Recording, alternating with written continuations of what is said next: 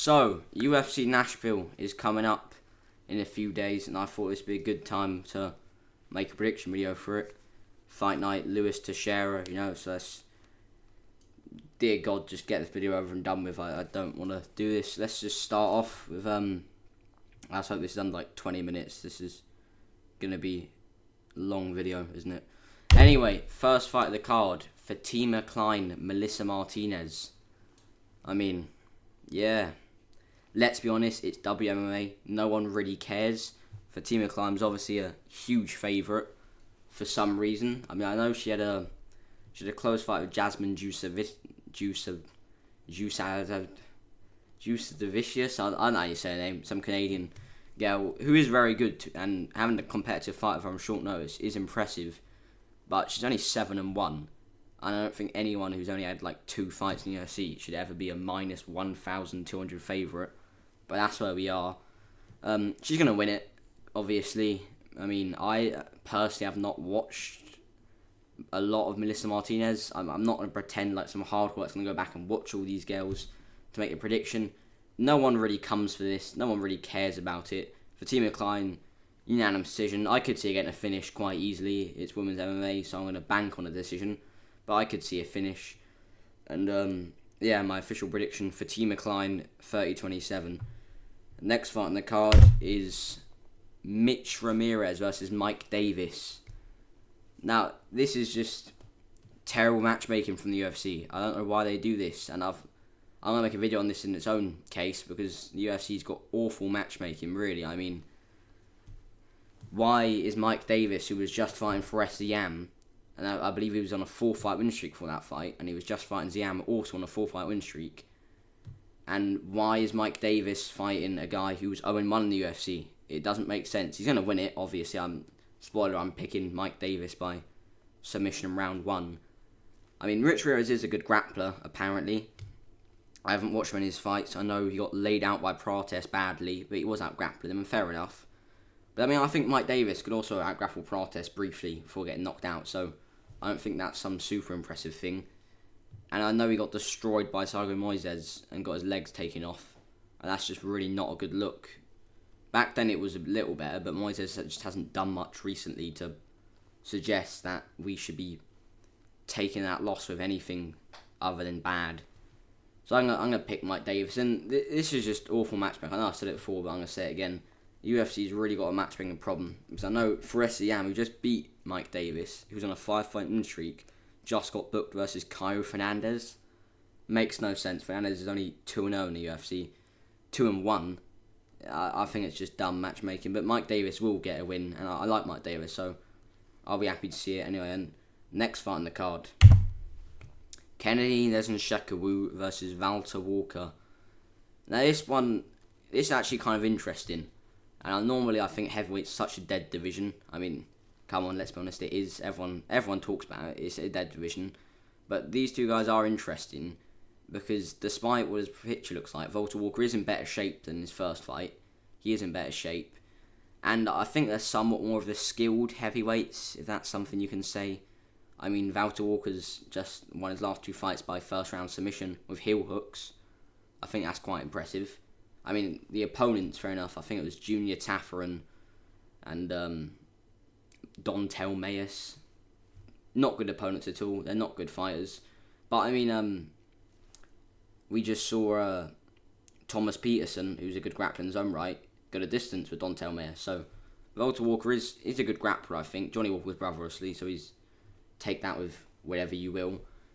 But Kenny Jaku is, I think, everyone's biggest prospect at heavyweight right now, which is quite sad to say, because he's a 34-year-old, I believe, and he was kind of a mid to bad light heavyweight. Wasn't even ranked, I don't believe. And he beat QC Alba. Great. Neither of them are great, neither of them are super good, but Kenny Jaku has looked promising. He's athletic, he's long, he's big, he's powerful, and I think his grappling's actually decent. I know with Paul Craig, he stuffed 15 takedowns against Paul Craig. Did get finishing in that fight, but I think Paul Craig in his prime is a better fighter than Valter Walker. Skill difference, the division-wise, I think it's quite clear. I think this will be a classic heavyweight blobfest where it's just not very entertaining, where you think there's going to be a finish and somehow it ends up being mid and we're going to end up with like a 29-28, and that's what I'm predicting, a Kennedy Shekawu 29-28 decision. I don't think it'll be fairly impressive. I could see a finish from either side. Walter Walker's submission, I could see it. Kennedy Shekawu knockout, I could see it. I could see a Shekawu guillotine or something like that, along those lines. But my official prediction is Kennedy Shekawu by decision. And the next fight on the card, we got... what a banger. Lauren Murphy, Eduardo Mora. I'm not going to spend too long on this because no one cares at all. And the fact that we're even having Lauren Murphy still fighting in the UFC is beyond me. When I just started watching the sport, I remember her fight. She fought Andrade in 23. That was her last fight as well. And she got, I think, 30-24'd. Destroyed by Andrade. Really had nothing for her in that fight. And that's just not a good look, considering Andrade just hasn't done very well since, or even kind of before that, was kind of just a bit mid. I don't really rate Eduardo Mora. I know she got a win over Veronica Hardy on the Jones Miocic card. That was impressive, I guess. Hardy was on a win streak, I believe. But, I mean, this is a very clear pick. She's a minus 625 favourite for a reason. She's going to win. I'm picking her by decision. I could see a finish, I don't know. But it's women's MMA. I'm going to be confident with a decision. I think Eduardo Mora will get it done very comfortably. Next fight on the card. This one's actually one of my more anticipated ones. Jake Matthews, Chidi Njokuani. Sorry if I don't pronounce that right. Come on. Chidi Njoku. I don't know if I spelt it right.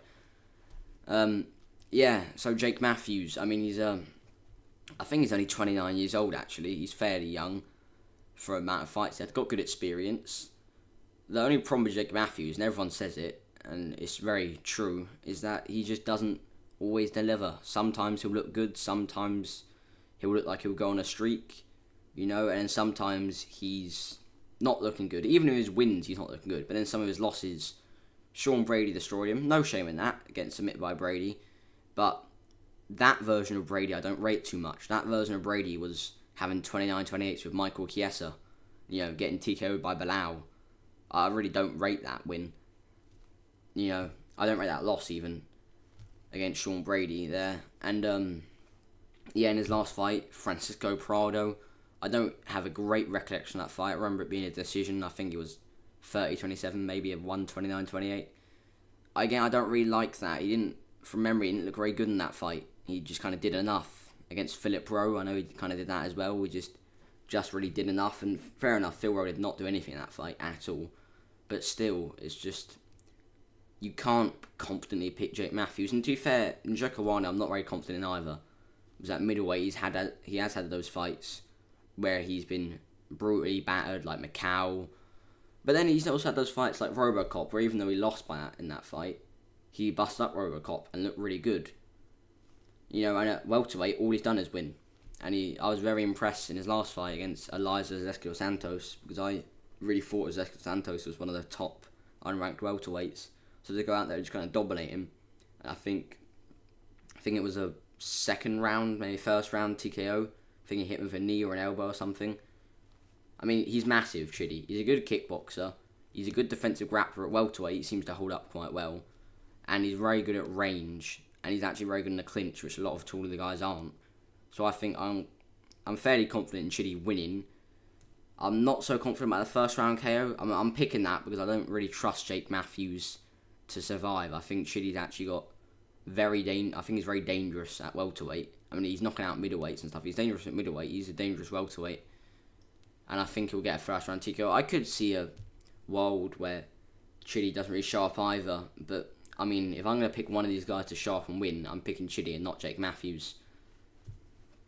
But either I think it'll be a very exciting fight. I'm looking forward to this one. And the next fight in the card, Max Griffin and Chris Curtis. Now, before I get into this, I've got to say, I think Chris Curtis I think he's underrated. I do. I'm not going to claim he was ever like a top 10, even really top 12 fighter. Maybe not even top 15. But people seem to talk about Chris Curtis in this fight like it's competitive, and I don't think it will be competitive at all. Chris Curtis has been going, short notice fight, went the distance with Brendan Allen. Really, I thought he still won that fight, but really only lost that because his leg gave out in the last 15 seconds, and it looked like a knockdown, and it didn't look very good for him. I mean, he's had competitive fights with Imavov where he was doing all right in that fight before I think it was a no contest for an eye poke or a headbutt or something like that. I mean, he was doing all right against Roman Kopylov.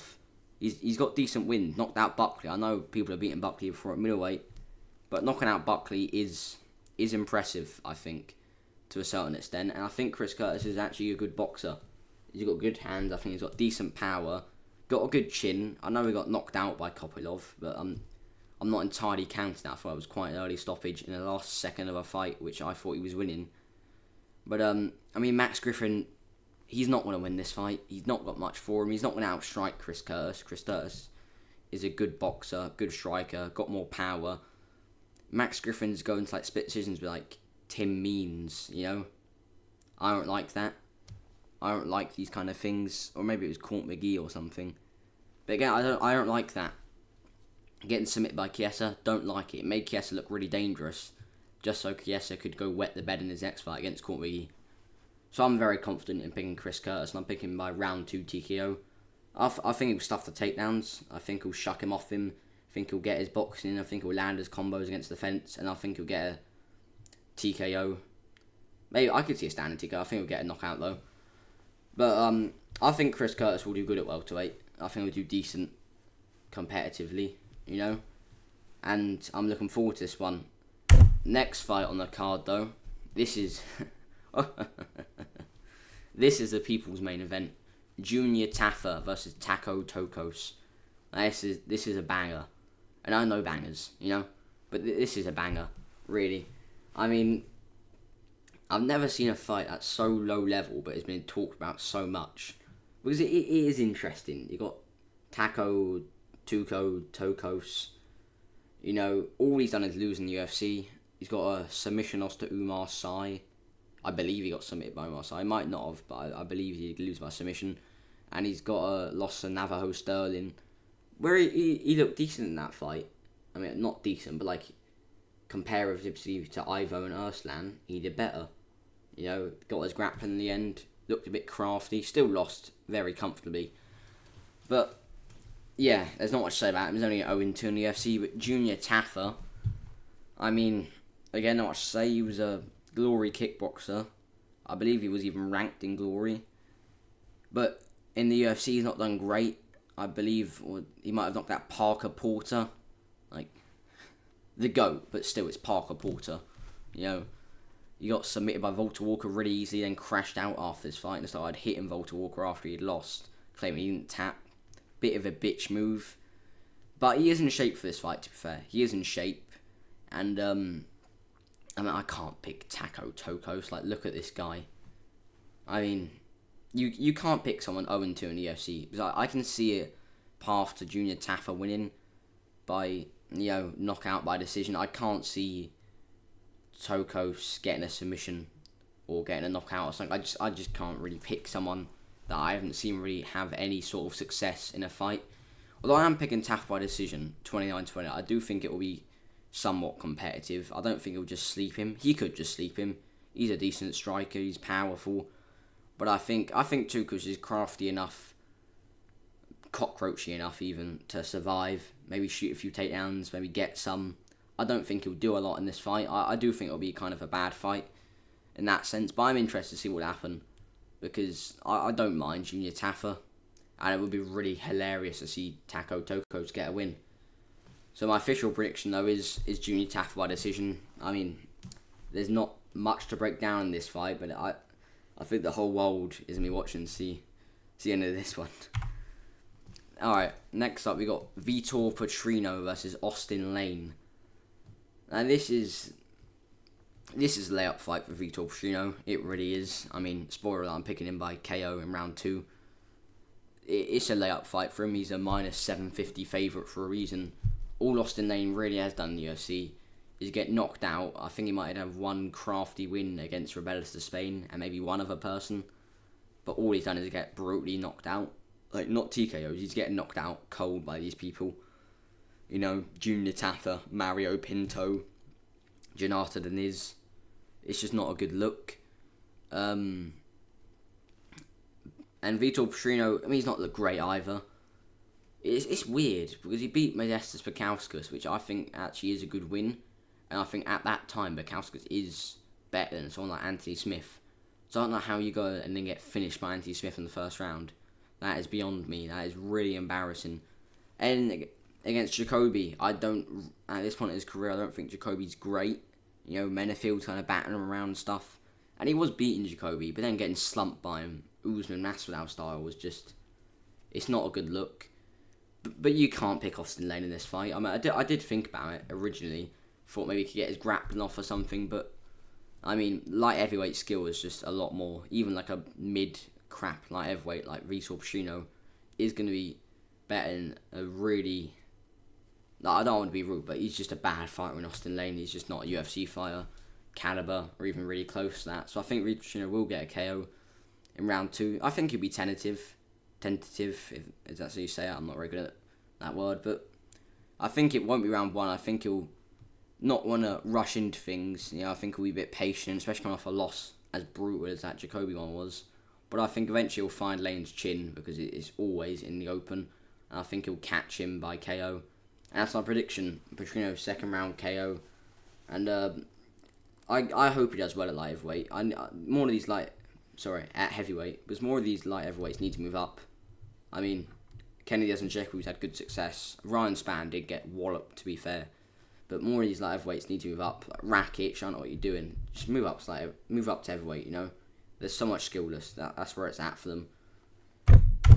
Next fight on the card, we got Calvin Kattar, Steve Garcia.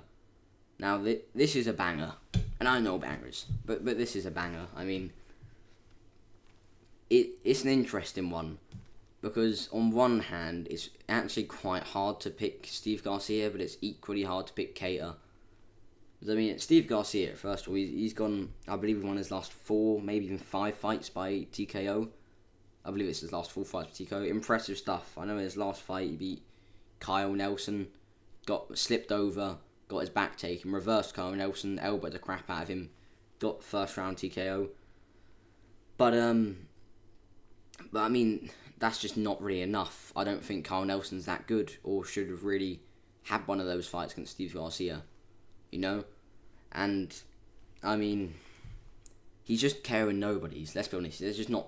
They're not good fighters. They're not really UFC, like, top unranked caliber. So, like, someone like Kattar's fighting, you know, like Kattar's fighting Yusuf Sloan, Arnold Allen, Aljamain Sterling. They're not near that level.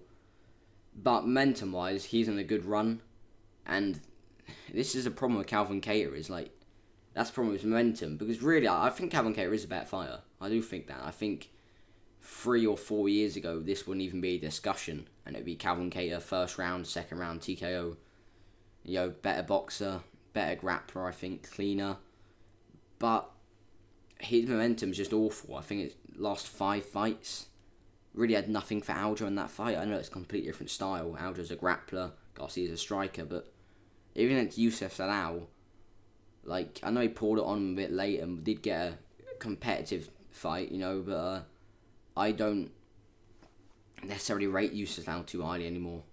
Especially after that fight. I mean, you know, I can't pick Kattar when he hasn't done anything really. I just can't pick that. So I will be picking Steve Garcia. I won't be picking him by KO though. Because, I mean, some people think that's his only path to winning. I think this will be one of those fights where he wins the first round, Steve Garcia. Maybe it's a knockdown in it, you know.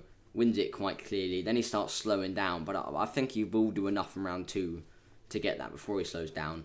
And I think round 3 is just more if he can survive. Because I think there's not much evidence to say that a round 3 Steve Garcia can really, like, match Calvin Kattar's pace. Because Calvin Kattar does have a good pace, to be fair. And in a striking-only matchup, he really is going to benefit him. But I'm picking Steve Garcia by decision. I think he's got better momentum. I think currently he's a bit of a better fighter.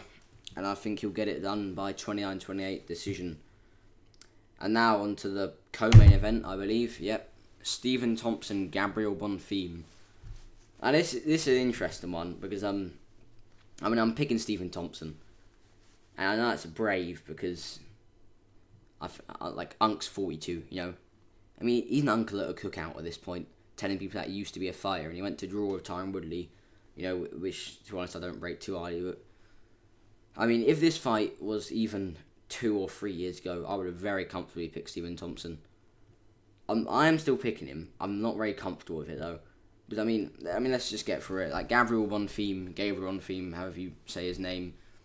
You know, he got a submission in his debut. I think he got a Von Flue choke on the Contender Series, which is quite impressive. He's a good grappler.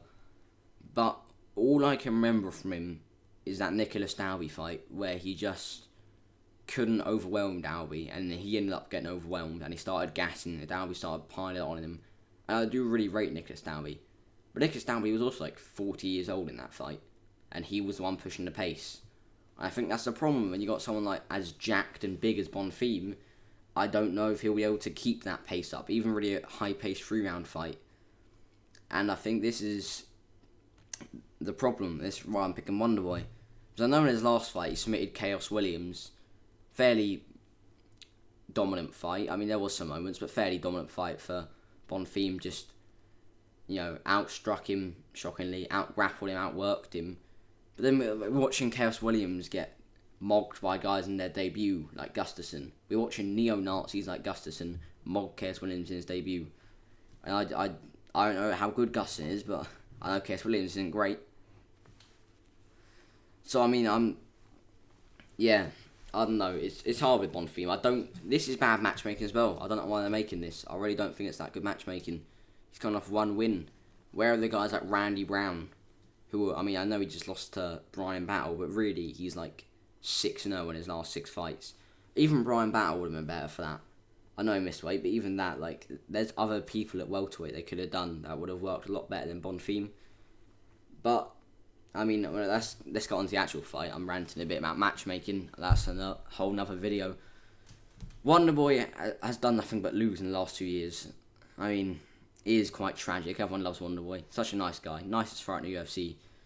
But they're not bad losses. And I think the caliber of fighters he's having competitive fights with is so much higher than the caliber of Gabriel Bonfim. Like, you know, stuffing Shavkat's takedowns, then getting submitted by him in the last seconds of round 2 isn't that bad. And, you know, arguably being 1-1 with Buckley, I think he was even 2-0 on a scorecard, is very good and very impressive. And I don't think Bonfim's going to be quick or as slick as someone like Buckley, or as good a striker, even close, as someone like Buckley, to get into the pocket. And, you know, Buckley had to jump with like a leap of doom and put all his might and power into that one, like, yeah, you know, one kind of like power shot. I just don't think Bonfim will be able to do that. And I'm worried on the ground, because obviously that's always the thing with Wonderboy. On the ground, how will he do? But he actually is very good at stuffing takedowns now. And he is a hard guy to submit. Only 1 submission loss, you know. And I think he'll do enough late. I think early on it will be bad, and it will start off a bit bad for him. I think it will get taken down. I think maybe we'll get backed up against the fence. But I think when Bonfim starts to slow down, I think we're going to see Wonderboy use his side kick, you know, use low kicks, use his high kicks, piece him up a bit late, and I think he'll get a 29-28 decision. And that's my prediction. I'm not very confident in this. I don't think Bonfim should be a -410 favourite. I think it's, you know, 2-1 kind of. I think it should be a lot closer. I understand why he is, but I'm picking Wonderboy. Not very confident, but I'm going to pick it because I'm more impressed with him as of recent, if I'm honest. Even though he's been losing, I'm more impressed with those losses and how he's looked, and how Bonfim's looked in some of his losses and wins. And now, on to the main event. Derek Lewis and Talishan Teixeira. I'm going with Derek Lewis by KO in round 3. This is a tricky one because I want to talk about the main event for a bit. Because it's the spotlight, it's the focus. But you really can't. I mean, Derek Lewis, there's not much to say. Everyone knows Derek Lewis. He's injured himself. He was supposed to fight Jonathan Deniz in 309. Injured himself. And I mean, his last fight's Nascimento over a year ago. Looked alright in that, I guess. Stuffed a few takedowns, did a few judo throws, knocked him out. You know, but there's not much I can say. Because if there was another fighter come up, it was Kennedy Jaku, maybe I'd pick him. Maybe I wouldn't, but maybe I would pick him, or one of these younger, athletic heavyweights. But, like, Teixeira's had one fight in the UFC, and it was against Justin Taffer even, 30 seconds long, just knees him, elbows him, and Taffer just quits like the piggy he is. But, like, there's not much to say here. Teixeira's had 30 seconds of octagon time. Derek Lewis has got, like, hours of octagon time, He's a vet. He's a crafty vet. And I think, like, I can't pick Teixeira just because he's younger and he's a bit more, supposedly a bit more, like, agile, Because we really haven't seen that much. Like, we don't know if he's going to gas him round 1. He might. He only went 30 seconds. Like, there's not much to say with Teixeira. And with Derek Lewis, it's always safer to go with, against these lower ranked, unranked guys, to go with Derek Lewis by KO than anything else. So that's what I'm going to go with. Derek Lewis by brutal overhand KO in round 3. I do think he'll struggle early on, because I do think Teixeira is a decent grappler from what I've seen. But I do think, and I think he'll do well in the clinch, but I think Derek Lewis is just going to pick this fight up late. He's got much more experience. And he just seems to win these fights against these unranked, lower ranked guys. So that's what I'm picking. Anyway, thanks for watching. You made it to the end. Bloody hell, this is longer than 20 minutes, Jesus Christ. Thanks for watching the end. I'll get more content out in the next couple of days. I think this will be a decent card. I think this will be a good card, actually.